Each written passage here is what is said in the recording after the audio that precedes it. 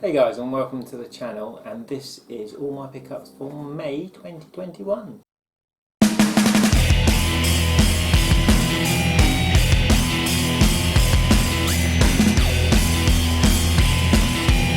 Say a big hello to everyone. If you're new here, please feel free to like, comment and subscribe once you've watched the video, and let's get going. So yeah, I started the month with some digital pickups. Nintendo were having a sale, so I purchased the Sega Ages Outrun pack, and I also found out this month that you could actually redeem the carts for like little gold coins as well to get money off.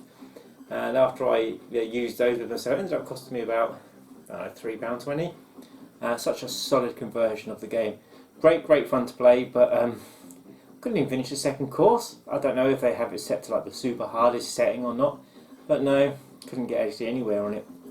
But it was also great. I mean, paying just a couple of quid for it is fantastic, and such a good version. It's just a shame that with the Sega Ages, like they never took proper advantage of us to give us arcade games that never came out, just instead of just rehashing stuff that we've already had, and just adding a few little bit of extras. But the potential is massive. I mean, come on, you know, Sega Ages collection stuff, that Sega Arcade collection. That's what you want to start bringing out, and bringing out to all the consoles. So yeah, I also managed to purchase a few more magazines this month from my good buddy Mark Jarrett. I managed to get the Sega Saturn magazines. I've got issue, what the hell is the issue number? So I've got issue 10 with Knights on the cover. It looks really sweet and cool.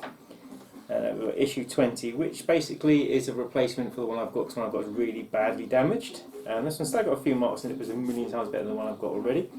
Pretty cool Last Bronx picture on the front, and then Godzilla, there it isn't on the front cover. Strange fact that Godzilla was actually one of the first Dreamcast games I bought when it came out from the import. And issue number 37, which of course is the Dead or Alive, actually a Dead or Alive issue with an exclusive Marvel vs Street Fighter first look and a Gorefest of House of the Dead 2. And last of all, because I didn't have one of these magazines, I picked this one up, so it's quite cheap. It's Saturn Power issue 4 with a bit of a Sega Touring Car. Such a disappointing game. I was so looking forward to getting it, but it was absolutely dreadful at the end of the day. And before I got into actually buying some games, especially the next game, which I found was quite funny, Control, which is one of my favourite games, my favourite game of year before last, sorry. The season pass was on offer for like £4.69, I think it was, so I bought that, and yeah, like an idiot, I'd sold my copy of Control, so I went onto eBay, purchased another copy of Control, managed to get it for like £6 delivered, and all in good condition, and really looking forward to getting to the DLC, because I absolutely love this game. The next one was a bit of a charity shop pickup. Now this was, I didn't know much about this game, but it was kind of strange, because so in the charity shop they had like all the PS4 games. They had FIFA 15, FIFA 16. So FIFA 15 was 8 quid, FIFA 16 was 9 quid. Then they had this, Velocity 2X Critical Mass Edition. Now I have no idea what this game is, but it was only £2. And the fact that it was sat next to, a game that looks good compared to FIFA, then again, of course it says FIFA, so they assume it's going to sell like crazy. Yeah, it's got like an extra music CD, and yeah, as I said, it looks like a side-scroller and a top-down shooter, and yeah, when I do finally get a PS5 down the line, I'll be able to shove it in and find out what it is.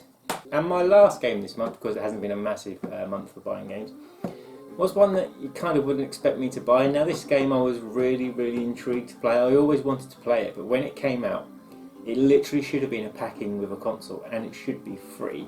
So I don't know if you can see it or not. But see if you can guess which game it is. It should be free, it should have been a packing with the console, because it looks like it should have just come with it all along.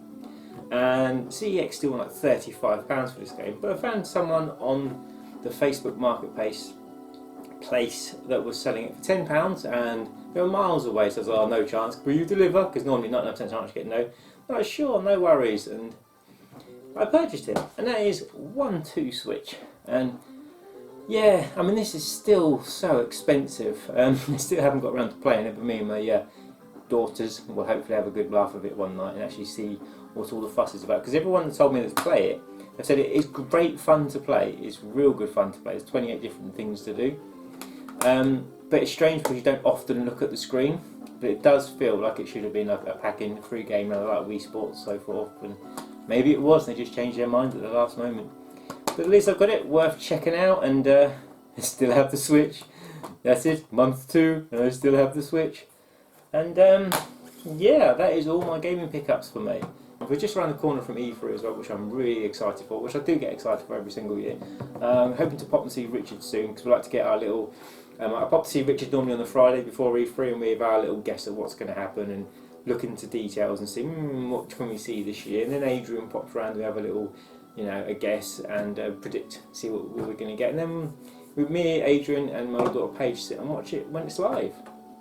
And so yeah, looking forward to it. I always like to see what we're going to get for the next year, and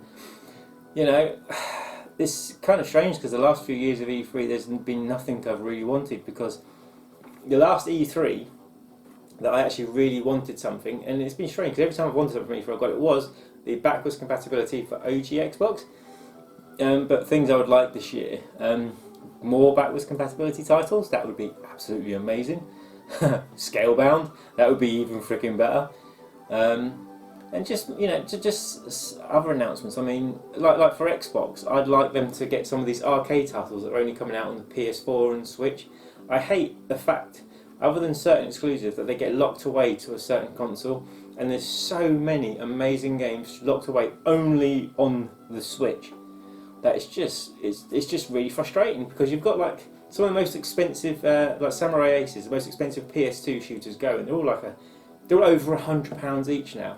Not many people are aware, but nearly every single one of them shooters are on the Switch, and they're like £5.99. And you can do like the tate mode with the screen and everything like that. I mean, why lock them to the Switch? Bring them to PS4, bring them to Xbox, bring them to bloody... I think some of them actually are on Steam and PC. But yeah, just time to destroy these bloody walls of, I'm buying the console for this game, I'm buying the console for that game. I mean, other than obviously ones that are exclusive to each machine, God of War, obviously PC. Well, it's going PC basically, and PS4 and PC. But I want to see that bridge disappeared now. I mean, we're never going to see Halo on PS4, and we're never going to see Uncharted on Xbox. Maybe, if the company makes them, keep them exclusive to like obviously that console and PC. But if it's third party, any third party company, even Limited Run Games have actually just started doing Xbox stuff. Just stop it. Just bring them to all consoles. Make everyone happy. It's like gaming is kind of like a family now, which is what the environment that everyone's going for, and that's what we want to see. Because whilst I have the consoles to play the games on, to play certain games on certain consoles, I have like all the consoles on it, bar this PS5, which I'll get one eventually. I think like all of us will wait and see what happens. Yeah, and it's like it's with choice. Most of my friends actually play on Xbox, so I like to play an Xbox and chat to them, say hi to them as I'm going. Or people that only got PlayStation, I can pop onto PlayStation and play games with them. And Richard actually recently picked up a PS5 disc edition, so it means at long last, I could like literally jump onto it. Boy, when I finally get a PS5, we could play through Knack 2, because Knack is one of our favourite series on the PlayStation, and we love playing it. And when they announced co-op for number 2, we were like, yep, we've got to play that to death. And of course it came out, and I played single player, and we never got into co-op, but that is on our to-do list. So yeah, so that is everything for me. What else is new? Not much more to say. I've been playing lots. I played through Red Faction Guerrilla. That was actually, the remaster was great fun. It really fired me back into like the early 2000s on the Xbox, the OG Xbox. Played lots of Mortal Kombat 11. Finally finished the Aftermath story and did the towers for all the for all the new characters that I hadn't done before. And I spent a lot of time in the crypt doing the fatalities to get the heads. But I ain't going to spend hundreds of hours to unlock Shang Tsung's throne room in the crypt, because it's just, that's just a bit much. It's a shame. I mean, originally it was 50 heads, and I knocked it down to 25 heads per character. And as much as I love that game, I think that just to unlock that crypt is a bit much for me. The problem is, whilst it's grinding, it's dull. If you could do that, because to unlock, to basically you have to kill these characters in the towers, and you have to get a fatality, and you do like 25 fatalities per character, you get ahead, and you've got to do it for every single character. And playing the towers is boring as fuck. If that was just to make it like online mode to play against people online, where if you do a fatality just on that character, online mode, obviously don't do it to a local mode against the AI computer, but local mode against someone, then yeah, and I think we all would have had it ages ago. But kind of good people to work against, but I don't not really wanting to grind on that one. But I'm looking forward to finally playing the last part of Witcher, Blood and Wine, I think it's called. So really looking forward to that. But I think I'm going to be, having a week off games just to soak in all the news coming from E3. I mean, when this goes live, I'm hoping to have it to go live on the Saturday morning before E3. So if it is, we're saying hello. I did pop out and actually see Tony last night actually, and we just sat there and chatted for 5.5 hours. It was great catching up. And yeah, so anyway guys, as I said, if you're new and you like what you see, please feel free to like, comment and subscribe and all that good stuff. And follow us on Facebook, and also see my other channel, Cliff Stuff, which is pretty cool. And take care guys, I will catch you all later.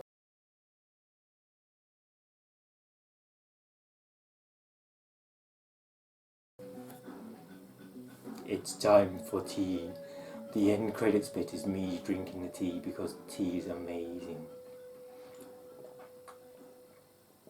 However, if I was Troy, during that 20-minute episode or something, I would have had 37,000 cups of tea directly from the kettle, because he has no heat receptors in his mouth. He just drinks tea like it's water.